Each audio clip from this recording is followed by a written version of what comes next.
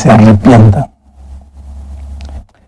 En esta primera parte no hablaremos sobre lo que es arrepentimiento. Dejaremos eso para más adelante. Sin embargo, es necesario que seamos conscientes de que nada de bueno sucederá en la iglesia y que cualquier sermón o estudio acerca del reavivamiento quedará en la teoría, a no ser que el Espíritu me lleve a mí a entender las cosas que andan mal en mi vida y entonces me conduzcan al arrepentimiento. En el discurso de Pedro a los judíos, registrado en el capítulo 2 de Hechos, vemos que cuando los judíos fueron confrontados con su pecado, reaccionaron de una manera interesante. Hechos 2, 37 y 38. Vamos a leer. Al oír esto se compungieron de corazón y dijeron a Pedro y a los otros apóstoles: varones hermanos, ¿qué haremos? Pedro les dijo: arrepentíos y bautícese cada uno de vosotros en el nombre de Jesucristo para perdón de los pecados y recibiréis el don del Espíritu Santo. ¿Te das cuenta que aquí Pablo relaciona directamente el recibimiento del Espíritu Santo con el arrepentimiento y el bautismo? El Espíritu no puede entrar en un corazón cargado de egoísmo, cargado de envidia o de orgullo o resentimiento. Los únicos pecados que necesitan arrepentimiento no son el robo, el asesinato o el adulterio. A veces cuando pensamos en el pecado, solo pensamos en los pecados de la carne y los pecados del carácter, del espíritu.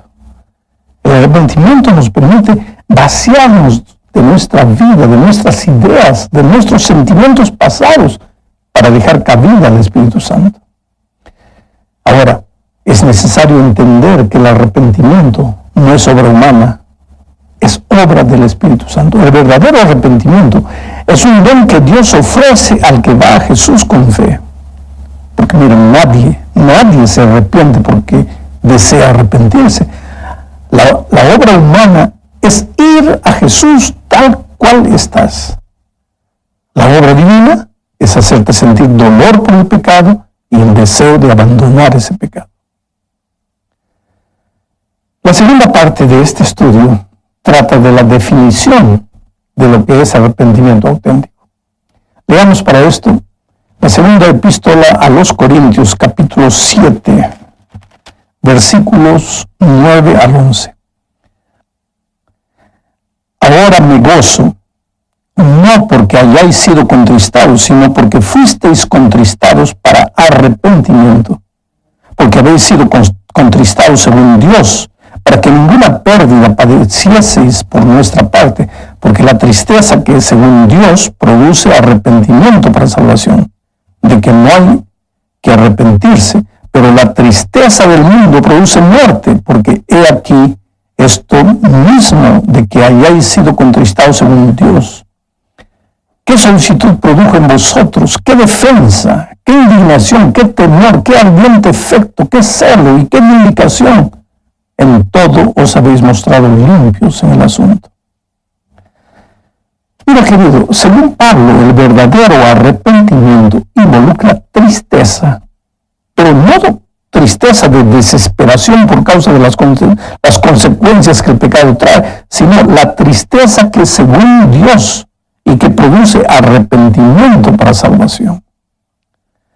La desesperación que siente el pecador que va a ser descubierto es remordimiento, no es arrepentimiento.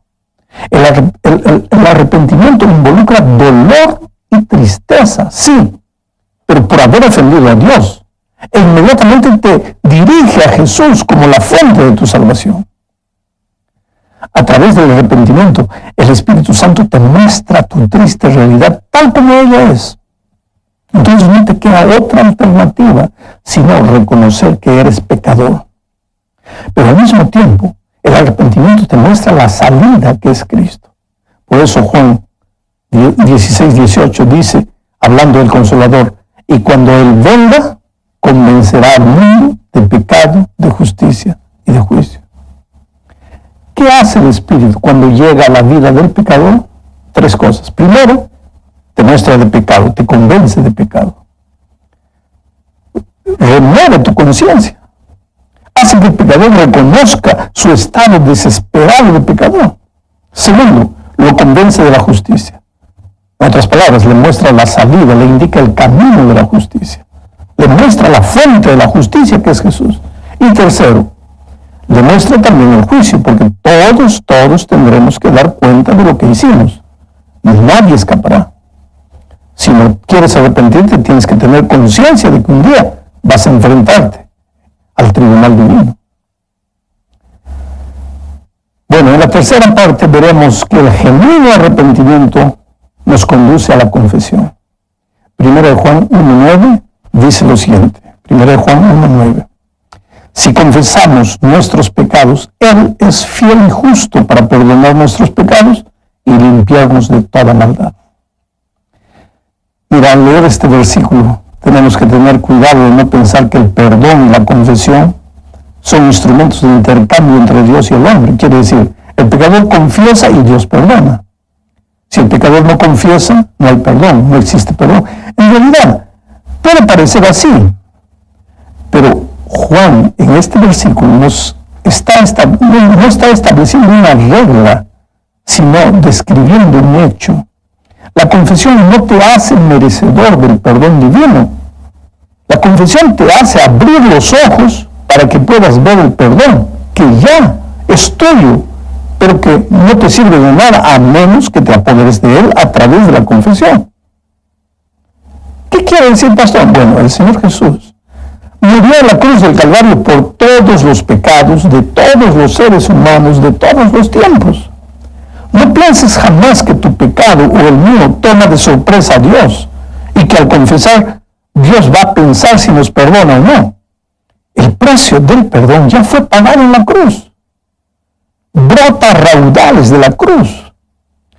Pero tenemos que apropiarnos de él, apoderarnos de él. Y la mano que se extiende para tomar la posesión del perdón que ya es nuestro, es la confesión.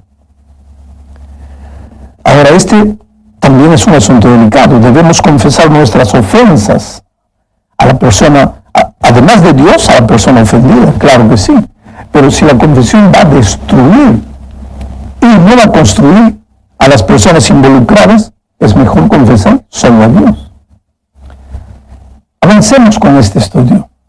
Aquí hablaremos sobre la diferencia que existe entre el verdadero arrepentimiento y el falso arrepentimiento, que también puede ser llamado de remordimiento. El primero te hace sentir dolor por haber herido el corazón de tu padre. Genera en ti el inmediato deseo de abandonar la vida de pecado.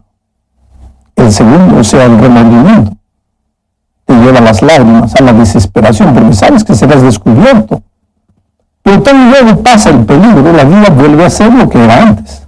Quiere decir, no hay cambio, la vida sigue siendo lo que siempre fue. Un ejemplo claro de remordimiento puede ser Faraón. Cuando la plaga venía, se arrepentía, entre comillas, y prometía que dejaría salir al pueblo de Israel. Pero cuando pasaba el peligro, todo volvía a la normal. Podemos también citar a Balaam y a Judas. Este último, Judas, como vio que su arrepentimiento, entre comillas, no libraba a Jesús de la muerte, cometió suicidio. Lo que lo llevó a la muerte no fue el arrepentimiento, fue el remordimiento, porque el arrepentimiento te lleva a la salvación. A Judas le mató el remordimiento, que puede parecer arrepentimiento, pero que no lo es.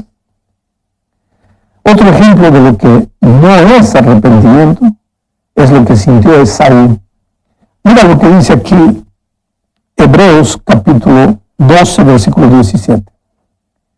Porque ya sabéis que aún después, deseando heredar la bendición, fue desechado y no hubo oportunidad para el arrepentimiento, aunque lo procuró con lágrimas. ¿Saúl procuró con lágrimas el arrepentimiento? Tal vez sí, pero lo que en realidad él quería no era el arrepentimiento, era la primogenitura de vuelta. Sabía que la había perdido por su negligencia y lloró amargamente, pero no estaba arrepentido, porque el verdadero arrepentimiento no llora por lo que se perdió, llora por haber ofendido a Dios. Y ahora, mi amado, llegamos al fin de este comentario hablando del poder curador de la confesión. Veamos lo que dice aquí Proverbios capítulo 28, versículo 3. El que encubre sus pecados no prosperará, mas el que los confiesa y se aparta alcanzará misericordia. En otras palabras, hay un poder curador extraordinario en la confesión. Te voy a contar dos historias para que entiendas esto. Hace muchos años atrás yo vi una ceremonia donde se le entregaba a una hermana un recuerdo muy bonito, porque ella había traído ese año como 30 personas para Jesucristo. Entonces la iglesia estaba feliz, una hermana piadosa, una hermana misionera, extraordinaria, linda, maravillosa. Años después yo volví a esa ciudad y una noche después de la predicación me dice el pastor: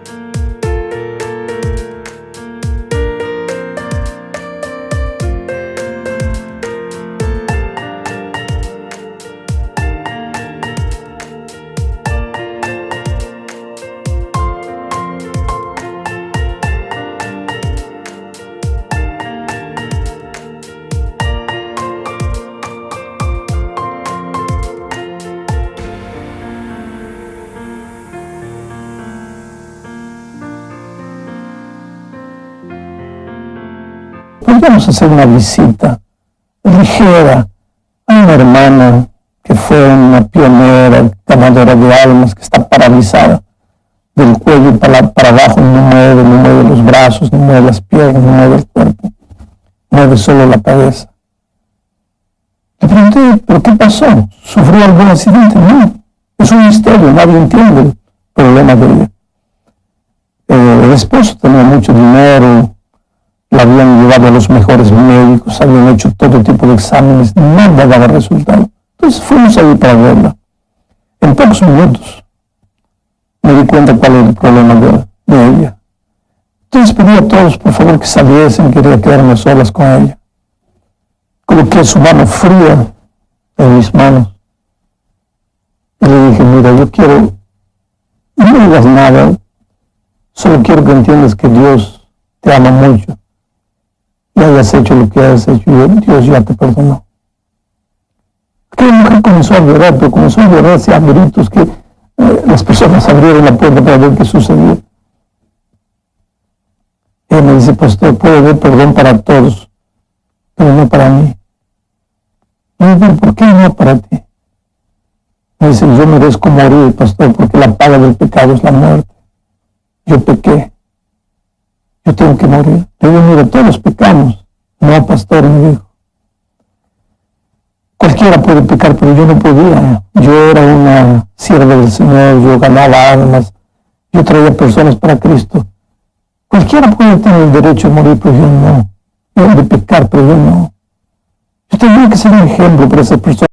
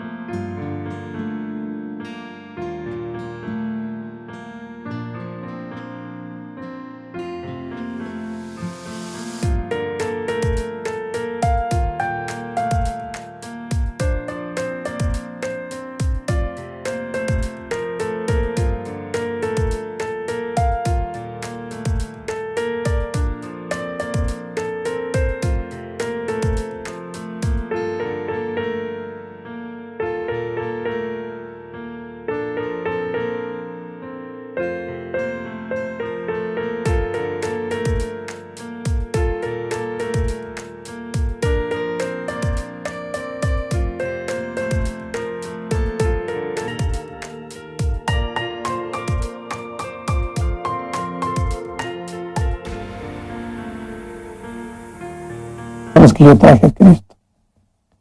Pero infelizmente, ella era un ser humano y como ser humano cometió un error en su vida, un error terrible, que nadie sabía, ni el esposo, ni la iglesia, ni nadie.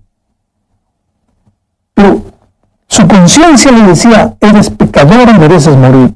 Y mira el poder de la mente, mira el poder de la mente. La mente tiene un poder terrible porque ella se fue matando. Paró de mover las piernas, paró de mover los brazos, se fue matando. Mira el poder de la mente, se fue matando literalmente. De tal manera que nadie descubrió, no había un origen físico para su problema. Su problema era completamente espiritual. Aquella noche ella lloró, abrió su corazón, sacó para afuera todo el veneno que la estaba matando, asfixiando. Hice una oración, le dije, mira, yo no soy Jesús, pero ¿tú crees que Jesús puede hablar a través de mí? Me dice, sí, pastor, yo creo. Entonces le dije, escucha lo que te voy a decir. Tus pecados te han sido perdonados. No necesitas sufrir más. Vete y no peques más. Ese fue el comienzo de un resurgimiento, no solo espiritual, sino físico de esta mujer. Años después, ella podía andar, ella podía caminar, ella podía moverse. Por eso, la confesión tiene un poder curador que nadie puede imaginar. Otro caso de una señora, cuando yo estaba saliendo de un estadio, corrió y me dice, pastor, he sido la mujer más infeliz durante años.